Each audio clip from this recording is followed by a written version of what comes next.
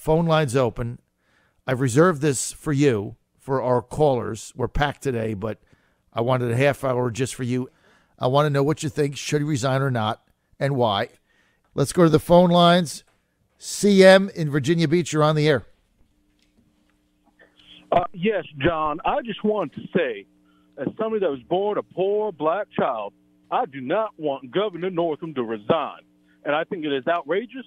I think it is pretentious. And quite frankly, I think it is quite disgusting that anyone that doesn't want to use this as a learning moment wants Governor Northam to step down. What can we learn from this if we don't listen to the man and if we don't listen to anyone else and get rid of this kind of outrageous behavior? Thank you. All right, so CM's saying that, CM, are you still on or did he hang up? I think he hung up. Okay, CM's saying that he doesn't think Ralph Northam should resign.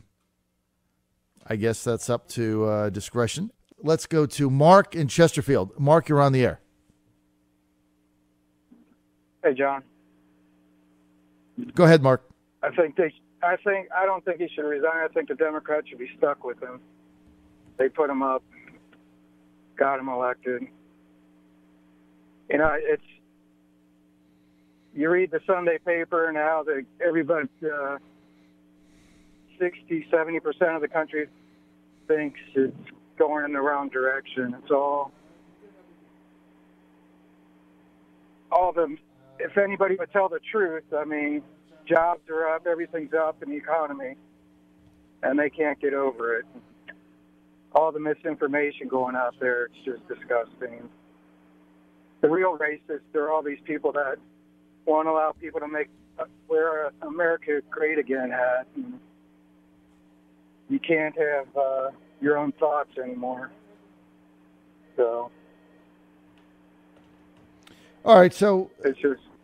All right, so do you think the governor should stay or resign, Mark?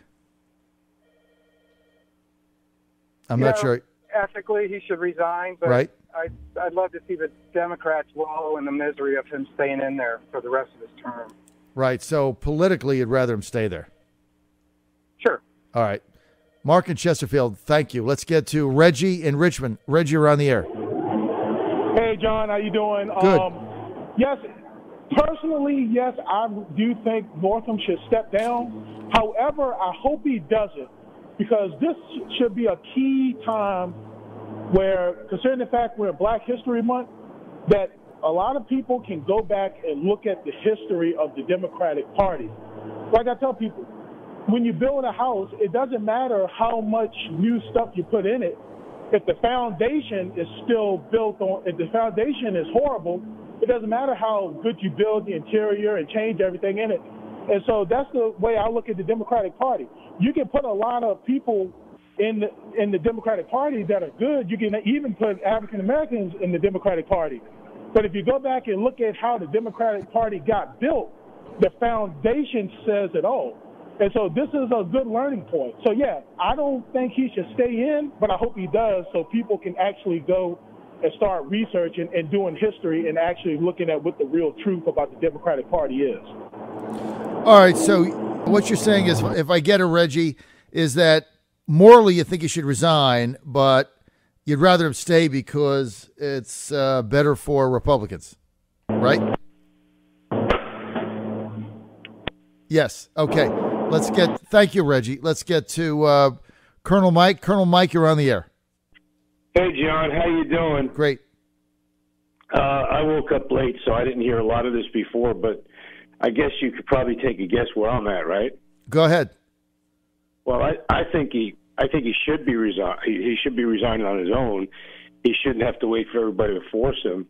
But I also think it was sloppy in that it took a while for him. First, he said he was sorry, and then it took a while for him or his handlers or whoever to come up with this stupid explanation, you know. And I was also kind of really disappointed in the NAACP coming out like a few days later to say that, you know, now he's got to resign, you know. I think it's a national thing, John, more than it is just Virginia, you know what I mean, the Democratic Party or the Republicans of Virginia, you know. So I think it's a national thing, and it's no matter what he does at this point, nothing's going to matter but if he resigns. It's better for the state. It's better for the national image, all that. I don't really see how he stays in the job. I don't know. Gene Rossi's show on Saturday, I thought summed it up when Gene Rossi said, he can't go to a fundraiser, he can't go to an event, he can't go to a rally, he can't go to a meeting, finished. He can't do anything for the Democrats whatsoever. He's powerless to help them. They don't want him in their churches speaking. He can certainly worship, but he's such tarnished goods now for the Democrats. What does he do? But look, Ralph Northam, as I laid out, has a history of being for Ralph Northam. And I said this earlier when this whole thing came out about the partial birth and whatever, is that Ralph Northam was angling for some kind of vice presidential pick. And he thought, like if it's Kamala Harris or Cory Booker, I mean, here's the more moderate, kind of has the image of a moderate Democrat in Virginia, but he needed to burnish his left-wing progressive credentials, and so he was attempting to do that. So a lot of this has been about him, and I think him staying as governor is about him. I don't think he's going to resign. Yeah, well, I'm sure he has his own opinion, but like you, I'd want to see him resign. If I lived in Virginia, and as a person that doesn't live in Virginia and lived there for many, many years, I mean, there's all kind. Corey Stewart had statues. This guy had a lot different issue. But come on, man, just end it. He should just man up and say, I'm going to step down. It's better for the state. It's better for the country. There's also the duplicitousness of his campaign in 2017 against Ed Gillespie, where he really went out of his way to tag Gillespie, who's a very decent man. You might call him establishment, but he's a very decent man. Right. He really tried to tag him as a racist. What I want to ask you, I'm glad you said that. How come Gillespie's campaign and nobody else have caught this up to now? I don't get it. No one knows. They ought to ask their Oppo people for a refund. How would you like to be Tom Perriello right now, who ran for governor in the primary against Northam? Right? Had they found this, he's governor. How would you like to be Anish Chopra, who ran against Ralph Northam in 2013 in the primary for lieutenant governor? If they find this, he wins. If E.W. Jackson finds it, he wins. You can go all the way back to his Senate campaigns. If Ben Loyola found it in 2011, there's no Ralph Northam. So this got passed. This guy's had a lot of campaigns, and nobody went there to look at it. And what we understand, how it came to the conservative website, Big League Politics, which I don't really hold in that high regard. I don't really believe a lot of the things that are on it. But how it came to them is a classmate of his at Virginia, at Eastern Virginia Medical School, knew about it, was outraged about his position on late terms, and they're the ones that leaked it.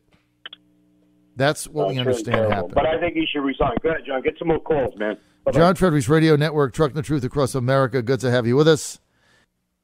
Jeremy in Chesapeake says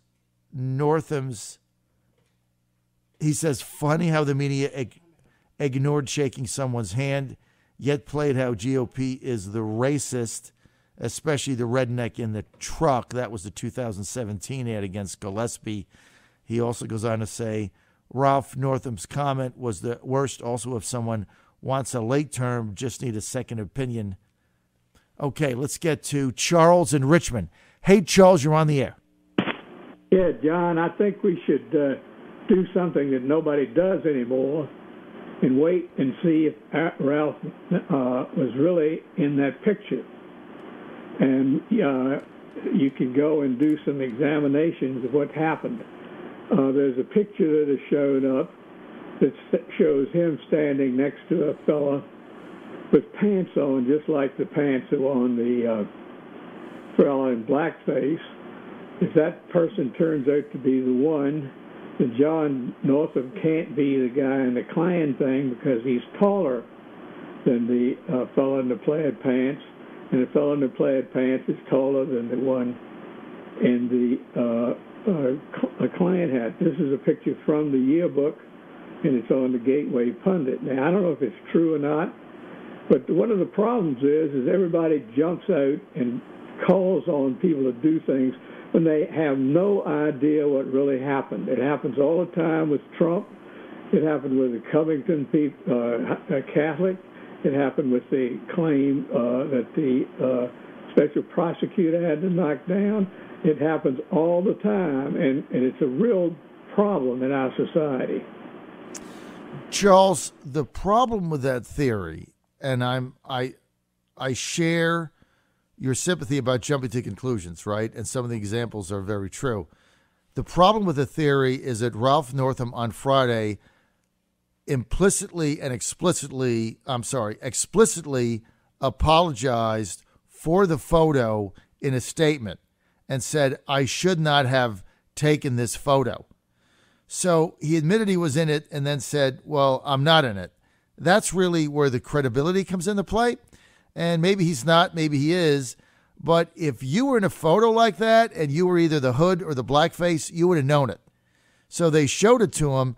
I mean, to come out with a statement of admission and then retract it, I think really puts him in a bind here. All right, Charles, thank you. Let's get to John in Richmond. Hey, John, you're on the air.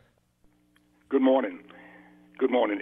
If Mr. Northam resigns, we'll be getting Mr. Fairfax. What type of political views will we be inheriting? I'm going to hang up and let you comment. Thank you. Justin Fairfax is a very nice guy with a great family and a friend of mine, and really one of the nicest people you'll ever meet. Good father. Justin Fairfax is also a very, very liberal, progressive Democrat. Very progressive and very liberal. But so is Governor Northam. I didn't think he was, but he certainly turned out to be that way for whatever reasons. Either he changed or political expediency. John, I have no idea. But, you know, back in the day, I liked Ralph Northam because I thought he was a level-headed, pro-business, moderate, centrist Democrat. He turned out in the last few months or years to be exceedingly left-wing. Why? I have no idea. You'd have to look in his heart. I think it was for political expediency and his raw ambition to keep moving up. I mean, this guy wants power. I'm convinced of that after this comedy of errors. But Justin Fairfax is very liberal, and if he becomes governor, he's going to be governor for 7 years because he's likely to get reelected, and he will be the longest-serving Virginia governor in history because Virginia only has one term, and he's a powerful campaigner and a powerful fundraiser. So for Republicans, politically, better if Northam stays. Is it the right thing to do? I don't think so.